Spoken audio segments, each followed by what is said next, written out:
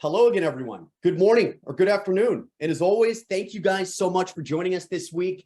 This show just would not be possible without your involvement and without your continued support. If you are new here, I'm your host, Jason Brand. I'm the Director of Business Development at Supply Chain Solutions. We specialize in solving logistics problems from an end-to-end standpoint for our clients. And we're always looking to find a better way. As a quick recap of what we're doing here, the goal of our weekly show was originally meant to be a resource for our customers and partners to better understand the challenges that the pandemic has caused in all the links of the supply chain. But we've begun expanding that goal over the past few weeks to include what I'm going to call supply chain masterclass episodes. So these are brought to you by our in-house experts, and they're meant to break down some of the modes or some of the challenges we're working with every day. All the episodes that we do are captured live, and we record them as well. So feel free to reach out to me, reach out to us in general. We'll get you a copy of any other episode you want. If you didn't see last week's episode, the masterclass on LTL accessorials and the dispute process, you're definitely going to want to watch that one. So reach out to me, I'll get you a copy. Now, unfortunately, we're a little light today on the show. Some of the troops weren't able to make it. Vanessa is unfortunately not here. I'm happy we're up and running, which is a huge success already. Anthony's also not able to make it this week, but we'll see these people soon. But I am joined by a very special guest. With us is Jeannette and Margaronis. Correctly. So she's our international manager here at Supply Chain Solutions, and she specializes in shipping hazardous materials and has been officially dubbed our air freight guru. So Jeanette's been working with airlines and air freight her entire life. She's got an absolute passion for building the right process with the customers to make sure freight ships as planned, ships with the best rate, and ships with the fewest possible hiccups. So to give you guys an idea of the caliber of information that Jeannette is bringing to you all today, she actually spent the past couple weeks reaching out to our preferred air carrier base and getting their thoughts and opinions on the market right now and learning a little bit more about the strategies they're going to be employing. So, Jeannette, I'm going to shut up, but one quick thing. Tell me what you feel like the current air freight situation is from your point of view in the market today. Awesome. Well, thank you. So the current situation with air freight, as many have seen, there's been still some delays going on, even with COVID kind of settling down. There's going to be quite a few delays to expect. And the reason behind that is because even though COVID has settled down, most destinations have not. So a lot of the delays are coming back from space capacity, backlogs, and that has a lot to do with overbooking the shipments to and from the destinations. You're going to see a lot of wait time from the airlines. What I really want to shine some light on is that we see things from customer service, or we see things from the shipper's point of view, but working in the airline industry, I want to shine some light on what the airlines actually see. Reached out to a couple of my friends, and basically what they're telling me is that the industry right now, as far as air freight goes, is picking up, is on the move, but at the same time, due to overbooks and delays at destinations, it's kind of almost at a 2-3 day backlog. So what that means is that even though air freight is hot compared to ocean, that's why we choose air freight to get it there quicker. With the backlog of being 2-3 days, your freight is pretty much not going to move as quickly. And with that being said, there's different types of services that you can do with the airlines. And what I mean by that is that the airlines provide general service, and they also provide express and priority. Now, to be clear, even if you choose express and priority, that doesn't guarantee you that your freight's going to be on the aircraft. I know there's been some confusions, even the customers, they'll reach out, Jay, what's going on? I'm choosing priority. Why is my freight not moving? Well, the reason behind that is because when the airlines are basically creating these air pallets, big cookie sheets, and they're putting all your freight on there, they have to do what they call a weight imbalance for the aircraft. So when the aircraft is too heavy and the pilot changes routing, which happens, they have to offload some of that freight, which means your freight can get bumped. Now, when you book general cargo, that means your freight could be one of the first ones that gets bumped. And general speaking, the airlines does have about a 48-hour, I want to say cap on that. So what that means is that the airlines cannot bump your freight more than twice. Within 48 hours, it has to go. Now, if you were to book this as a priority, when they build these air pallets for the airlines, they tend to build all the priorities together. So when something like that happens, that's not going to be one of the freight that gets offloaded. Another reason for shipments to get delayed is that I had mentioned routing, right? So there's many times that the pilots are going to reach out and say, you know what, we're going to skip this destination. We're not going to go to XYZ. So they could be going from maybe Chicago to Narita and then Narita to Shanghai. And they could say, you know what, we're not stopping at Narita, which means they can't have that much freight on their aircraft because it's going to burn too much fuel. Yeah. So they have to offload. And when they do that, anything that's general is pretty much what's going to get offloaded first. So the key to get your freight moving, especially if it's urgent and you need it there, I want to say within the few days, is honestly look and push to get it booked priority. Another tip with that is that when you are tendering to the airlines, even if it's booked priority, try to get it there a day in advance. Now I have, customers, everyone coming at me, why didn't my freight move? Like, you tendered it today, right? But the lines to the airlines are extremely long. Sometimes it goes around the building. And what shippers and customers don't understand is that there's a process with the airlines when they receive freight. It's not as easy as just offloading the freight and just moving it to the side and then just work on the next. No. So what happens is that when they offload the freight, they have to get dimmed weights. They have to create a dock receipt for it where it's going, give the office crew the paperwork for it. And then once that's completed and they double check the freight for you, then they move on to the next driver. So when something like that happens, what I recommend to the customers and to anyone who reaches out to me is that when the driver takes your freight to the airlines, have them pre-check in. Many airlines will allow the drivers to check in advance. And when they do, tell them to take a copy of the area bill and manifest. So what that will do is tell basically the airlines, hey, this freight is here, especially when the cutoff is that same day, that the freight is there, but they're still waiting in line to get checked in at the dock. So you have a better chance of, one, your freight not missing the cutoff, Nice. and two, that your freight does get loaded on the correct schedule and it doesn't get bumped. Another thing that customers reach out to me and they're saying, hey, what's going on with these rates? Are these rates going to get any better?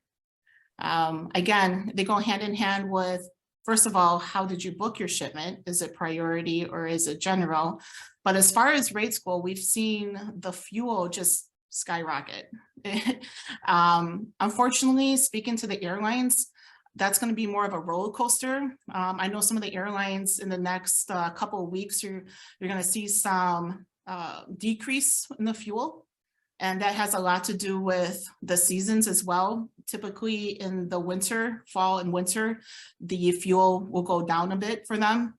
And then it'll start going back up in the spring and summer. So that's something to keep an eye out. And also, as far as the actual base rate goes, they do have what they call seasonal rates for that as well, or spot rates. So in the fall, in the winter and fall, again, the rates tend to go a little lower, but they're not going to be where they were before COVID.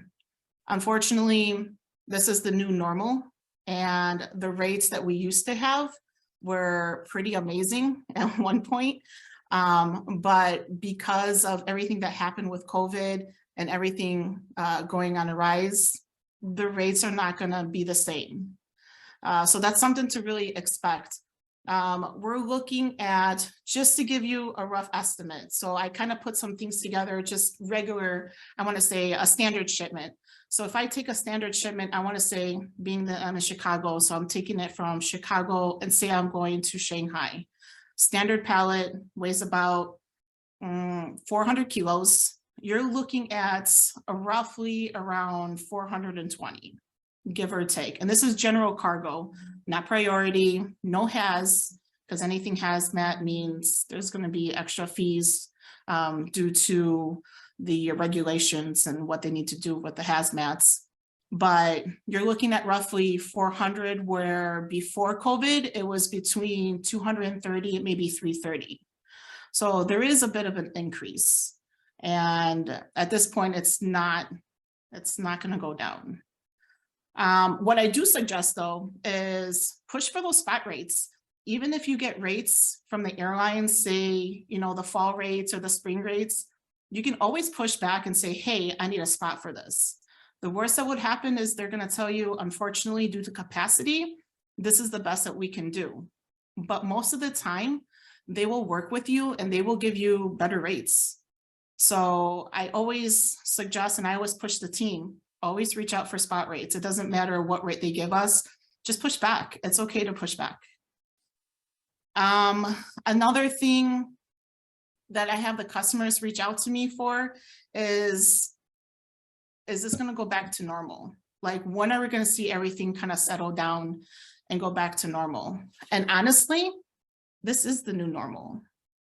Unfortunately, like this, what we live in now with after COVID, this is the new normal for the airlines. They're actually just readjusting to it to make it normal. They're doing everything that they can to avoid these extra delays. But unfortunately, right now, like, this is the normal for them.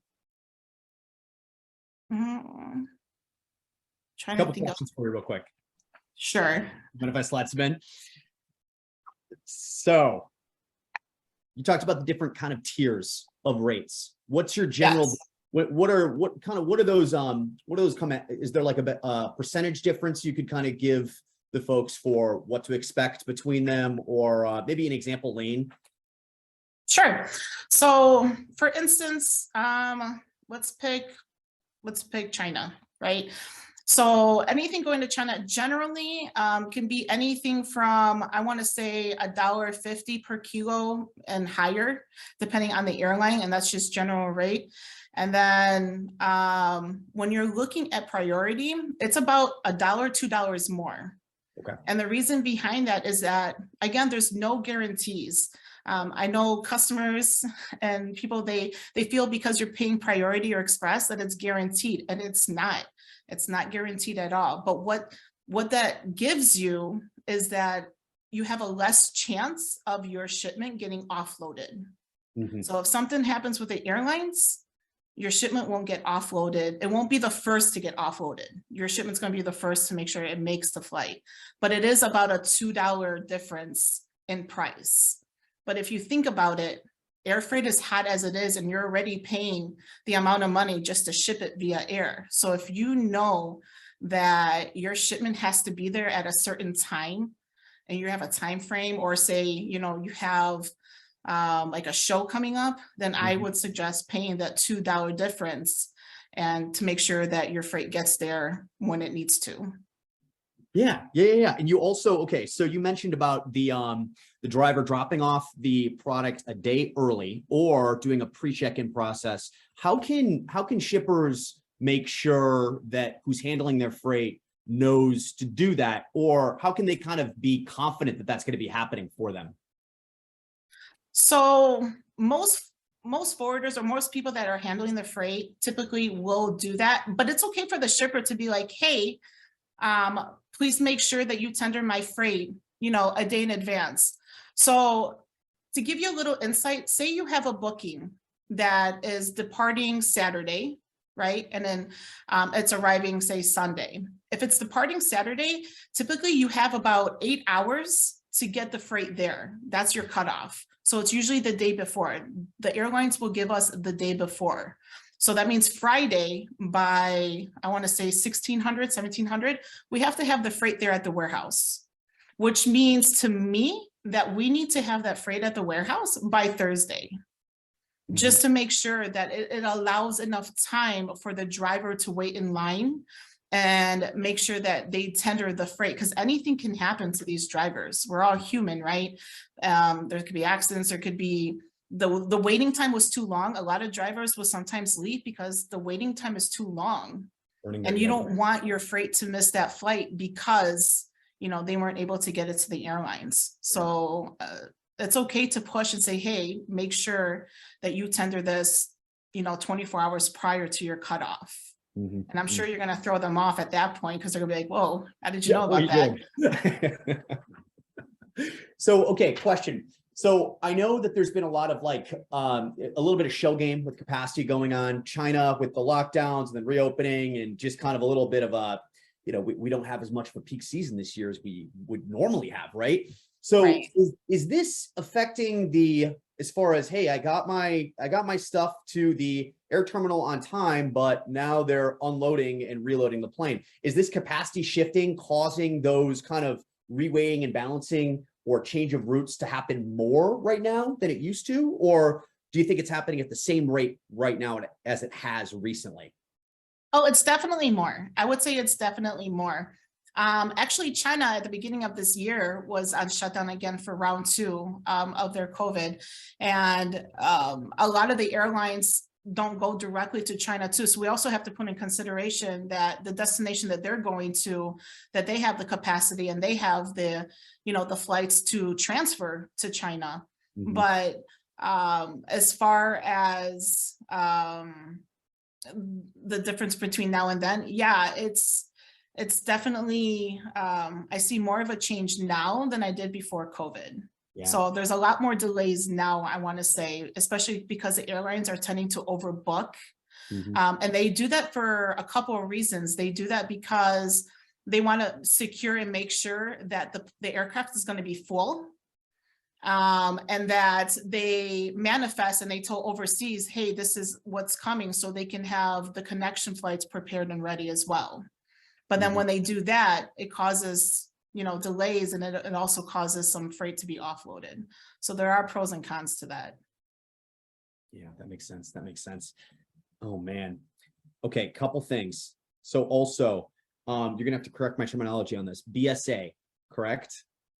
It's the blanket space kind of assignment. I forget what it's essentially stands for.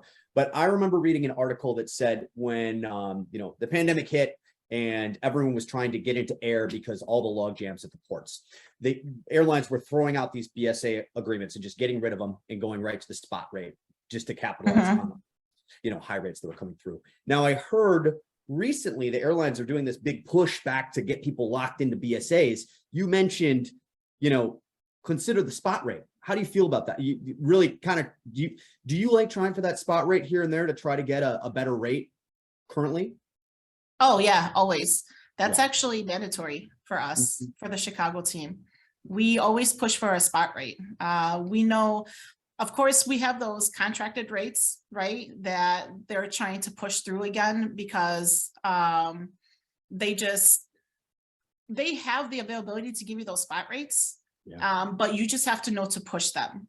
Of course, they're going to give you their tariff rates, but that's just known to the public. That's just those standard rates, general rates that everyone can get a hold of. But always push for a spot rate.